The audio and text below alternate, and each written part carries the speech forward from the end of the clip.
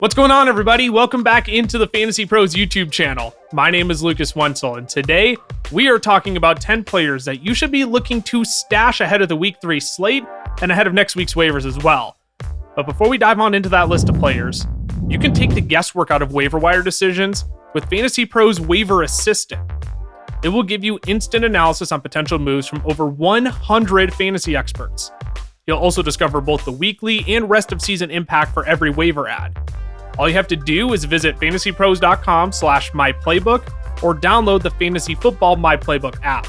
Again, all you have to do, visit fantasypros.com/myplaybook or download the Fantasy Football My Playbook app to optimize your roster today. Our first stash this week is Indianapolis Colts wide receiver Josh Downs, who's rostered in 23% of leagues. As of this recording, Josh Downs has practiced in full this week and plans to make his return in Week 3. So far this season, the Colts passing attack under Anthony Richardson has left a lot to be desired. The second-year dual-threat quarterback has completed only 26 passes with a sub-50% completion percentage.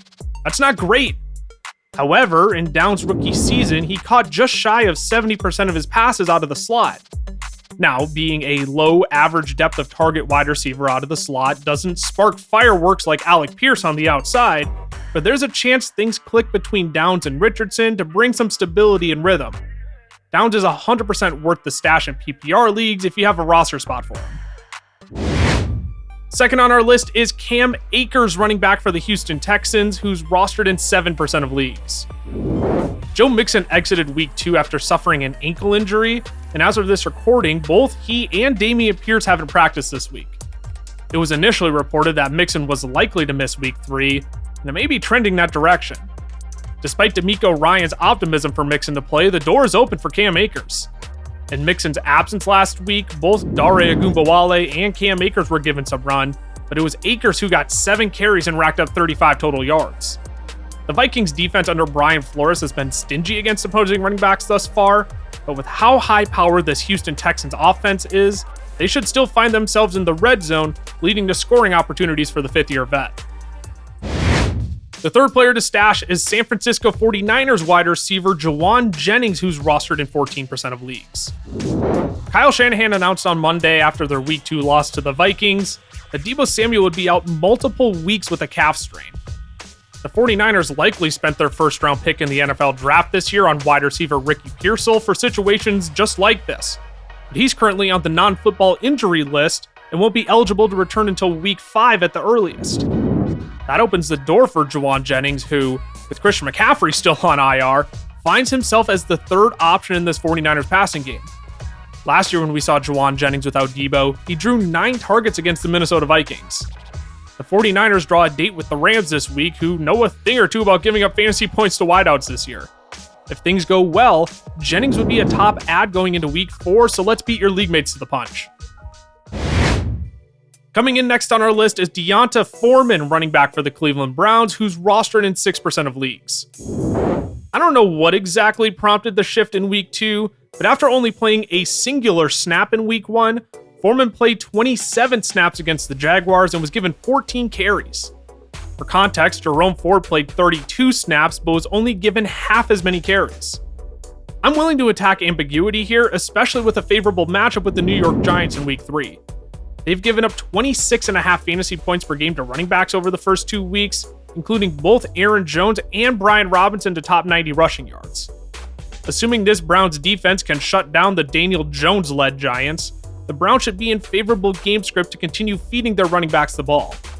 If we see splits like last week, your league mates will realize Foreman is worth the ad, so let's make sure they don't have the opportunity to.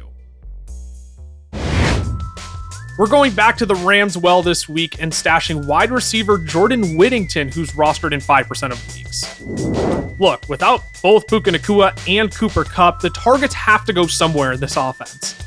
The Rams defense has taken a significant step backwards without Aaron Donald, as they're surrendering 33.5 points per game to opponents this year, which is the second most in the league. It also doesn't help that the Rams can't run the football behind their banged-up offensive line, so it'll have to be a Matthew Stafford air raid to keep them in games.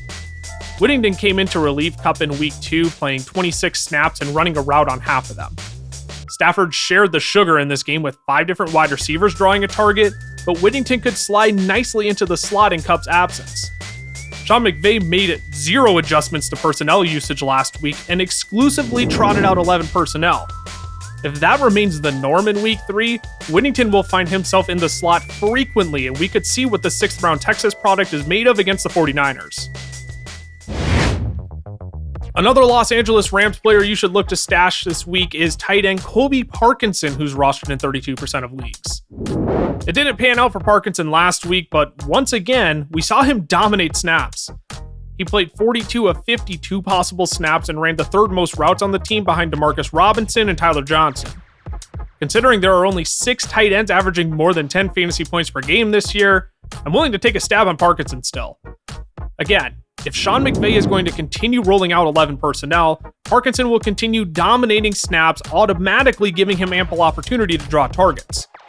For a team as desperate as the Rams for some sort of spark in the passing game, Colby Parkinson is towards the top of that list despite his disappointing Week 2 production. Our next stash is going to be Cincinnati Bengals wide receiver Andrei Iosivas, who's rostered in 9% of leagues. Even though T. Higgins is potentially pacing to return in Week 3, I'm willing to stash Iosivas. It wouldn't be the first time we've been burned by a T. Higgins quote-unquote returning to action, but then severely having his snaps limited. Not to mention, Iosivas has been on the field frequently in T's absence. In Week 2, he played 49 of 64 snaps and ran only 6 less routes than Jamar Chase. His fantasy performance was certainly inflated by the 2 touchdowns he scored, but it's clear he'll be the wide receiver 3 ahead of Trenton Irwin and Jermaine Burnt once T. Higgins returns. How productive that role will be remains to be seen, but for now, the Bengals draw the Washington Commanders, who boast the worst secondary in the NFL this week, and this could be another great spot for Iosivas to play a key role. Continuing to work down our list, we have Jaylen Wright, running back for the Miami Dolphins, who's rostered in 16% of leagues. Raheem Mostert missed last week's Thursday night showdown against the Bills, leading to Jaylen Wright handling 18 snaps and 5 carries. Raheem Mostert has been practicing this week, but Mike McDaniel didn't sound as optimistic as managers would hope for a Week 3 return. Should Mostert sit out in Week 3, Wright will be given another opportunity against the Seahawks behind Devaughn Vele. This is a luxury handcuff stash if you have the room for it, because if anything were to happen to Devaughn Vele, and if Raheem Mostert still needs time to recover, Jaylen Wright may be the next man up for the Miami Dolphins. We're moving on to Denver now to talk about wide receiver Devaughn Vele, who's rostered in only 1% of leagues. I don't like talking about the Broncos. They haven't given me much to be optimistic about this year. Except for Devaughn Vele's Week 1 usage. He missed Week 2 due to a rib injury, but returned to practice earlier this week. In his NFL debut, the 7th round rookie out of Utah caught all 8 of his targets. He'll still likely play behind Courtland Sutton and Josh Reynolds, though Josh Reynolds was limited at practice earlier this week while he managed an Achilles issue.